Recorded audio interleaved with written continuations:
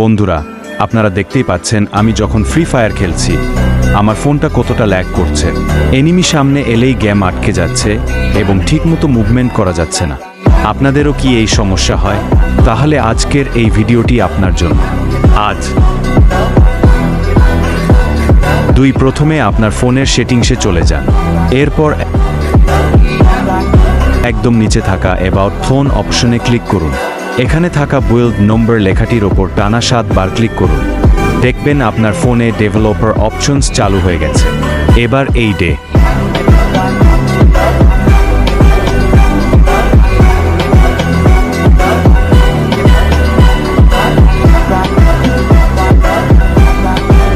ব্যাস, কাজ শেষ।